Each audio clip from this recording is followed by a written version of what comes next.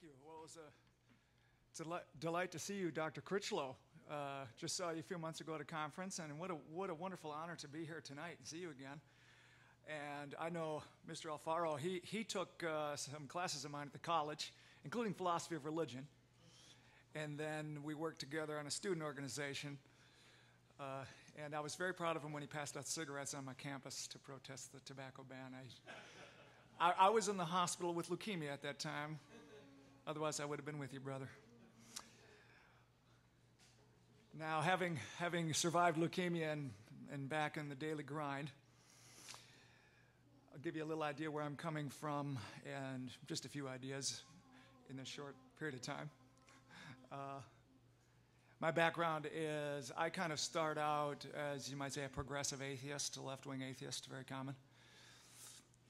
And then I converted to what's called classical deism. It's belief in a God. And that conversion to belief in God was associated with a movement to the right politically, so that I have no problem calling myself a conservative Republican. Yes, I am associated with a party, and it's perfectly fine by me. There are ideologies and there are parties that carry ideologies. I make a distinction between the two, but you kind of have to have both. Otherwise, ideologies inform you and parties do work. I've noticed that when people tend to go from unbelief to belief, they usually make a rightward shift. When they go from belief to unbelief, they usually make a leftward shift, and I made the rightward shift. Okay, not unusual. I am an unusual professor, though, as a conservative Republican. That's odd, but I'm proud of it. A lot of times, you'll hear, when people, are protesting abortion or they're pro-life, don't mix religion with politics. And then we talk about Jesus would totally favor the Affordable Care Act or think same-sex marriage is awesome, and then it's fine. Then we don't protest that. All I would ask for is consistency. It's either okay on both ends or it's not okay on both ends. I personally think it's fine.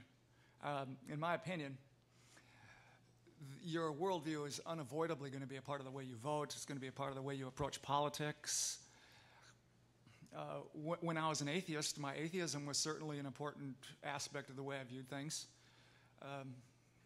And now that I believe that there is a higher being, that's important to how I view things. It's completely unavoidable. I think a lot of times when people say, keep your religion out of your politics, they're basically saying, keep the religious ideas with which I disagree and which oppose the policies I like out of politics. But if you're totally into Jesus and you're into everything I'm into, it's fine. Jesus is awesome. Now, classical deism is not Christianity, so I'm not coming at you from a conservative Christian perspective. I don't quote the scripture to defend my views. I believe that my views can be perfectly well defended with secular arguments. If I agree with conservative Christians on the issues, then so much the better for them. That's the way I look at it. If they're using religious arguments and I'm using secular ones, I might disagree about how they got there, or maybe I'd see what they're doing as meshing up with what I'm doing. It doesn't really bother me. Whatever your religious belief is, it really doesn't bother me, whether it's Hindu or Christian or atheist or heathen or pagan. I mean, if I agree with you on the issues, I agree with you on the issues. I think a lot of times we want to define ourselves against the atheists. So we'll have all the views that are against whatever they're into, and we want to define ourselves against the Christians, and whatever they believe, we're going to make sure we're against, or something like that. In my opinion, I think what's essential to a culture, and I'm seeing a lot of tendencies working against these essentials in my classes in a greater and greater degree. I don't know if it's just in my head.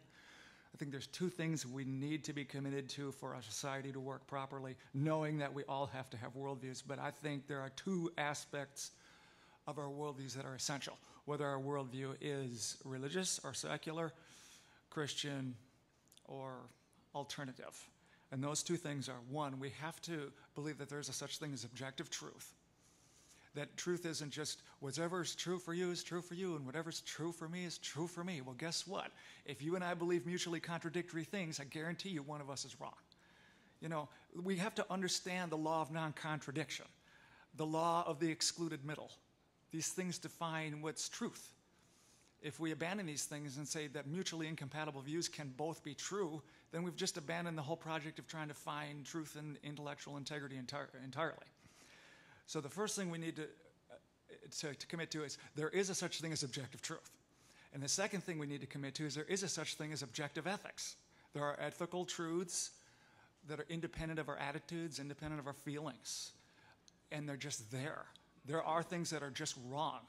Even if every human being on the planet decided to go against it, it would still be wrong. Humans are not what's determining what's right and wrong. There is a such thing as objectivity in ethics. Now, the exact answer as to what the basis or foundation of those objective ethics are, that's another question, but we need to get on board with there is a such thing as objective truth, and there is a such thing as moral standards, moral duties that we all have. And we can't escape them just by talking about that they're man-made, because I don't think that they are. There are things that are just absolutely wrong, and there's nothing you can do to change that fact. And other things we're obligated to do, and there's nothing you can do to change that fact.